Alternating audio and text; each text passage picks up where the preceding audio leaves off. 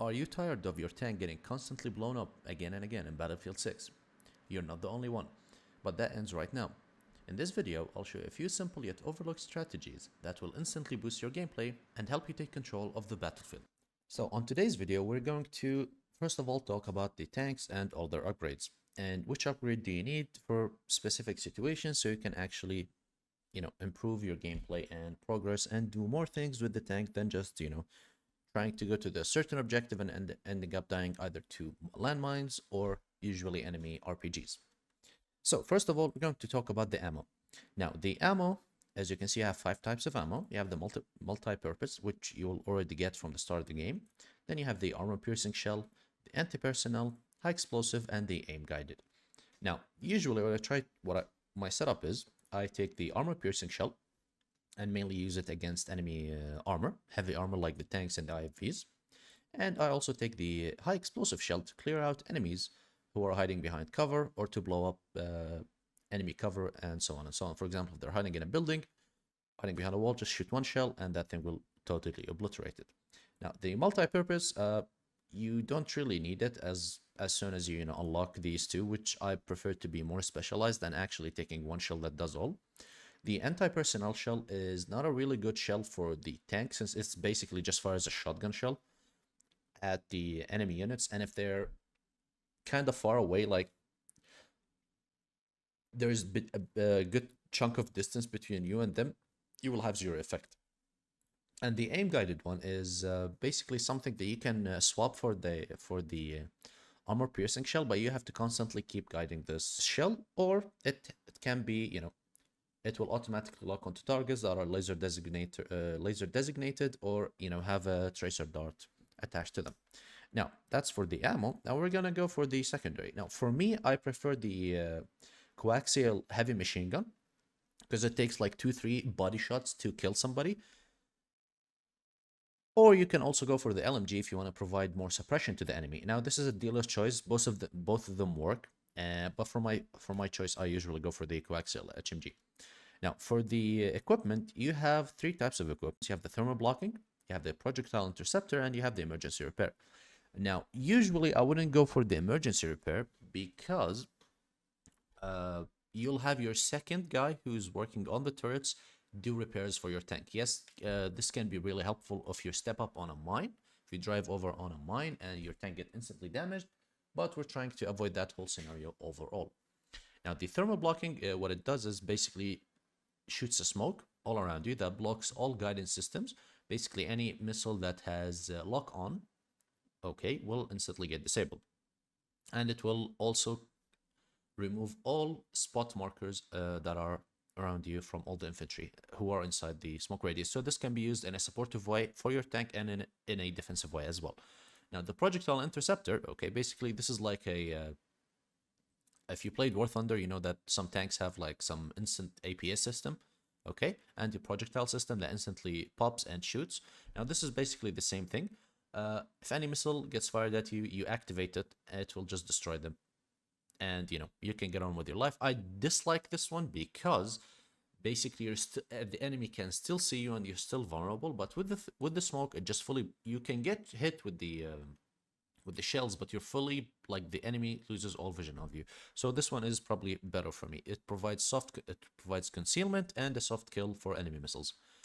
Now the second one that I usually go to is either reinforced plating, okay, or field maintenance. Now the field maintenance enables you to enables your vehicle to get the start the health recovery faster, okay, and you'll also gain ammo sooner and faster. The reinforced plating adds more improved resistance to everything and reduces your max speed and acceleration.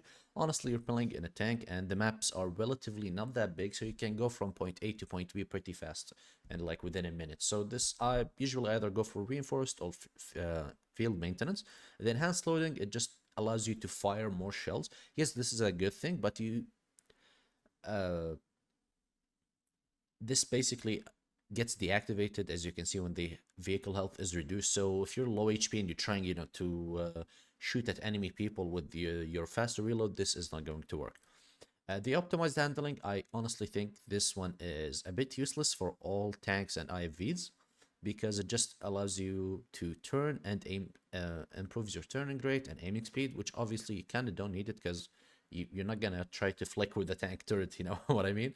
Okay, yes, it helps. You're gonna take one shot and then you're gonna aim and shoot your first, but the other guy is gonna shoot more faster at you. But I wouldn't go for the last two, honestly. So again, either reinforced or field maintenance. It depends on the map and also on your playstyle. If you want to be more aggressive, I'll go for the reinforced plating. If you want to be more passive and just chill in the background, I'll go for field maintenance, because you're just going to consume ammo and you want the ammo to regenerate faster and faster. Now, for the gunner, you have three options. Obviously, a heavy machine gun, a light machine gun, and a grenade launcher. Now, on all my tanks, I usually go for the grenade launcher because it has an AoE effect, like, you know, it's shooting 40 millimeter grenades. And also, after it shoots the grenades, you can also destroy some like walls and obstacles with it. It can, if you shoot it at a wall, for example, in Operation Firestorm, it will knock out some walls, and also the walls in buildings, and so on and so on. And you can shoot at enemy behind cover. You don't need to waste a main gun round basically for this. So this is a great option for you to take. Now, for the second part, which is the most important one that I think people should take, is the countermeasures. Basically detects mines and C4 explosives, enabling the operator to activate countermeasures to destroy them. Now, if you're trying to rush into any objective, you will see these pop up, and you can, your second in command, basically the one who's operating the turret, can press one button and he can instantly eliminate all of these. So if somebody tries to rush you, place some C4 on your tank or some mines around you, you just press one button, they all get destroyed. Now, sometimes these explosions will kill you if you get too close, okay? So it's, you know, it's a double-edged sword. The smoke wall is also useful, but it doesn't basically you know, protect you from anything. It's just like a small smoke wall that doesn't remove or cancel any of the guidance. Okay. So now, after we explained this one, your second thing that you need to keep an eye on is your class. Obviously, everybody's gonna go for an engineer class. Now you have two options here. You have the combat engineer and the anti-armor. Now, if you want your if you're the driver, I obviously 100% think you should go the combat engineer. Just for one thing is occupy a vehicle. Like if you get damaged, you can just leave the vehicle and get back in, and this will trigger. It will trigger and allow you to recover HP to your vehicle if it's above critical damage state. Now also, you have something called overheat control, which allows the heat buildup on gadget and vehicle weapons to be 50% slower. So if you're using this and you're in the basically trying to use the HMG or the LMG, you can fire more ammo. Okay, you can fire 50% more ammo before the weapon goes on overheat and cooldown, and you can't use it anymore. The gadget fortification is also a useful thing that you can use. It also repairs your gadgets and give them permanent increase in HP. Now, the anti-armor one, I suggest this one to be for your second in command, because this one allows, it has the devastating impact trait. Basically, if you damage enemy vehicles, it reduces the repair effectiveness by 50% for 10 seconds. Okay, so if you are in the second in command and you're engaging attack from a distance, you can just fire a missile at it, or a rocket, whatever you have. Like you have the javelin, the normal RPG, or the fire and forget missile. They have, like, you know, after you fire it and it automatically picks up the guidance. If you hit one enemy vehicle, you can literally disable it and force the enemy commander to either retreat, or you have a higher chance of blowing them up. Okay. Now, for the equipment you need to take on your engineer, you have one option that you need is a supply crate, which can be unlocked from the assignments that are relative to your class. What the supply crate is basically a resupply station and an equipment cooldown for your vehicle. So if you're sniping from a distance, okay, and you need your vehicle to, you know, there's no supply station like the supply station close to you that allows you to repair and rearm your vehicle, you can place this and it will help you with the recharging of your abilities and will also give you ammunition. Now, for the second thing, you can, it depends on what you're trying to do. For your secondary, I recommend the long range launcher, which is either a javelin, or the aim guided launcher, which is an AT. And both of these can be unlocked. The launcher the javelin can be unlocked at level 47. If you don't have it, feel free to take the auto guided launcher AGL, which is available from the start.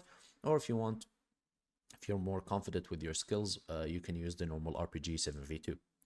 And the AT launcher obviously will be unlocked as soon as you finish your engineering specialty. The same thing for the crate. Now for the driver, you need the supply crate. For your secondary, obviously, you can take a launcher and whatnot. But for me, if I'm driving, I'll take the supply crate and I'll take the acoustic sensor AV mine because I can place that closer to my tank. And if any enemy tank tries to rush you, this will perform a top attack on them, and you can just launch the finishing attack on them, and it will automatically destroy the enemy tank who's trying to fall to your position. This is good for defensive. My style is a bit slower than most people who like to rush the tanks with objectives. I like to slowly grind through the enemy forces, and push with my infantry. Because without your infantry, your tank is useless. Now, this is an example of gameplay that I wanted to show you that basically incorporates all the things that I talked about. Now, first thing first is I'm using my infantry as my first line of defense. And I'm scanning the road for mines and enemy RPGs and trying to, avoid getting exposed to them so I don't get instantly, blown up. As you can see, this guy's fired a shot at me. Now I'm keeping an eye on him and I'm trying to constantly suppress him while my team is pushing towards his position to try and, neutralize the target while we're capturing the point. As you can see, I'm not trying to push into the enemy front line and trying to, be the shield for my infantry because there is a lot of cover and the infantry can use it. I'm being more helpful by providing and eliminating enemy snipers while we move and we play through this game. Now, again, the best use of a tank is combined with infantry. If you're trying to solo something from a distance, it's a good way to play with the tank. But if you're going to push into objectives, 100% always get infantry support with you, because pushing an objective with a tank solo while it's occupied by infantry, they will always come out of cover and will instantly shoot you, and you will lose your tank within a minute of you trying to sledgehammer your way into an objective and by force, basically. Okay, now we're going to move to the other part. Now, the other part I want to talk about is tank positioning and situational awareness. Now, as you can see, we're trying to assault objective Bravo, and my position basically provides and allows me to provide support for my friendly units by cutting off the infantry that are trying to assault this position, and also being a cover between my side and the enemy side. So basically I'm being like the Great Wall of China between the enemy forces and my forces. Now my forces are taking the point safely while I provide supporting fire and eliminate any people who are trying to attack the point. And also, if I get attacked, I can easily just reverse into cover because my infantry is already on the objective. I reverse slowly, as you can see, while shooting at the enemy, and now I'm in a safe position to freely repair my tank and, rearm and whatnot. Now, always keep an eye on your surrounding. This is a situation I'm showing you on this map, for example. Other maps that have more buildings or are more open space, require more scanning of the surroundings and whatnot, especially if people are, trying to crouch and move behind rocks, or they're or you are in a higher position than them and they're trying to sneak below your vision. Always keep in mind you're on a swap between first person and third person view to scan your surrounding. As you can see here, I kind of panicked and I went down and exploded because I didn't really look behind me when I was trying to reverse. So always keep in mind so you don't lose like I did here. Well guys, thank you all for watching this video, and this will be the end of the video. I hope the information I told you will help you and improve your gameplay. Thank you very much for watching, and we'll see you again next time. If you like the video, please feel free to like and subscribe, and leave me a comment for feedback on the video. Thank you very much, and we'll see you again next time.